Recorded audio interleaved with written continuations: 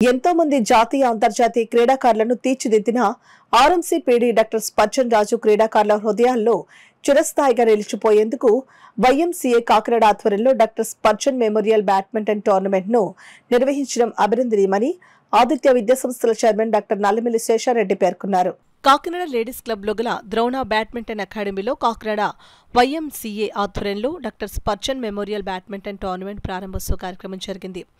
కార్యక్రమానికి YMCA president Gandhi అధ్యక్షత వహించగా ఆదిత్య విద్యాసంస్థల చైర్మన్ డాక్టర్ నల్లమిల్లి శేషారెడ్డి ముఖ్య అతిథిగాను, వైఎంసీఏ రాష్ట్ర నాయకులు హెన్రీ విశిష్ట అతిథిగాను, ద్రోణ బ్యాడ్మింటన్ అకాడమీ అధినేత రంగా గౌరవ అతిథిగా పాల్గొన్నారు.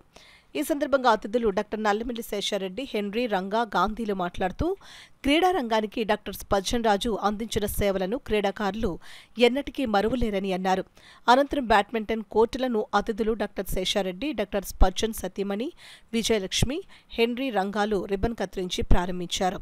టోర్నమెంట్ను డాక్టర్ శేషారెడ్డి బ్యాడ్మింటన్ ఆడి ప్రారంభించారు. ఈ కార్యక్రమంలో Wesley, Esther Rani, Murthy, PET Ravi Kaur, Nokaraju, Samuel, Victor, Srinivasarao, క్రీడాకారులు, స్పర్జన్ రాజు కుటుంబ సభ్యులు పాల్గొన్నారు.